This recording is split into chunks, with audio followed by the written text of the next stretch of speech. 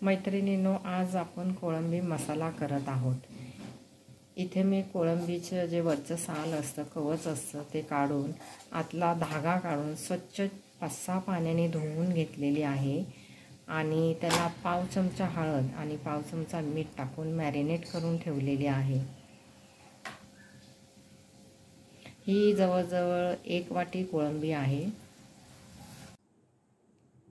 इथे मी 2 मोठे कांदे घेतलेले आहेत बारीक चिरून।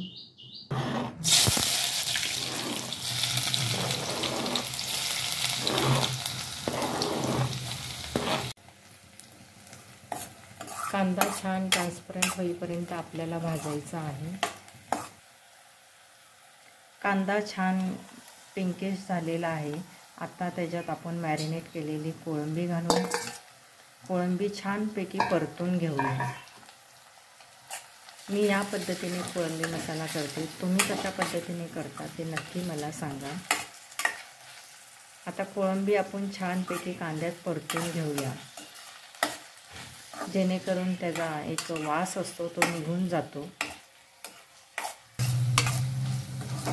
कोळंबी आपली छान फ्राय करून झालेली आहे, कांद्यामध्ये परतून झालेली आहे, तुम्ही बघू शकता। आता आपण 2 मोठे टोमॅटो चिरलेले घालूया।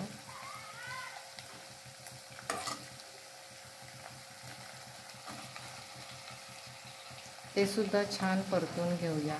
टोमॅटो गाळ होईपर्यंत आपल्याला परतायचे आहे। इथे टोमॅटो छानपैकी गाळ झालेला आहे, तुम्ही बघू शकता।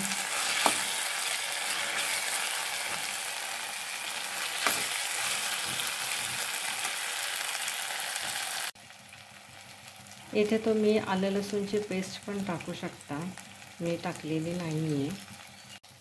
हळद आपण मॅरिनेट करताना लावलेली होती, त्यामुळे आता आपण हळद घालणार नाही आहे। कांदा लसूण मसाला आहे, मी 1 चमचा कांदा लसूण मसाला घालत आहे। ह्या मसाल्यामध्ये गरम मसाला, लसूण, खोबरं सगळं काही असते, त्यामुळे मी वरून काही गरम मसाला वगैरे घालत नाही। तुम्हाला हवे असल्यास तुम्ही घालू शकता। इथे मी कांदा लसूण मसाला 1 चमचा घातलेला आहे। आता हे मी छानपैकी सगळं मिक्स करून घेत आहे।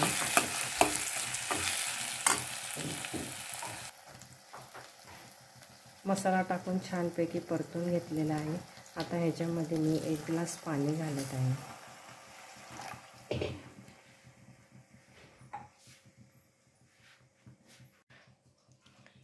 तीन ते 4 पीस मी कोकमचे टाकलेले आहेत, आमसूल घातलेला आहे आणि आपण मॅरिनेशनला मीठ लावलेलं होतं, त्यामुळे वरून आता थोडंसंच मीठ घाला आणि छानपैकी 15 ते 20 मिनटं हे शिजवून घ्या।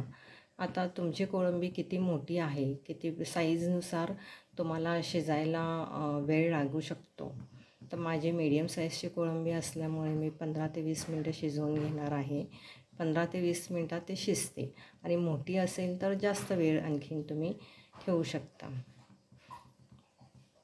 रेसिपी आवडल्यास व्हिडिओला लाईक करा, शेअर करा, सबस्क्राईब करायला विसरू नका। झाकण लावून छानपैकी 15 ते 20 मिनटं शिजू द्या। ताटावरती अर्धा ग्लास पाणी टाकून शिजवून घ्यायची। गॅस मीडियमच ठेवायचा, जास्त हाय ठेवायचा नाही।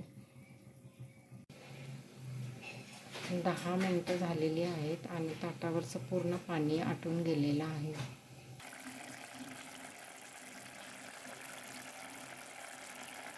मधून जरा हलवून घ्यायचं। तुम्ही बघू शकता आपली बिना वाटणाची कोळंबी तयार आहे।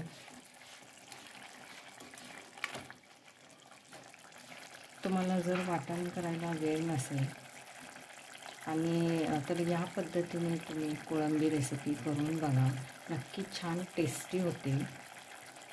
आता ही बिना वाटणाची कोळंबी आपली तयार आहे। आणखीन 5 मिनटं जरासं आपण शिजवून घेऊया हिला। आम्हाला जरा थोडीशी घट्ट लागते, पाणी कमी लागतं। तुम्हाला कशी आवडते त्या हिशोबाने तुम्ही ग्रेव्ही ठेवू शकता।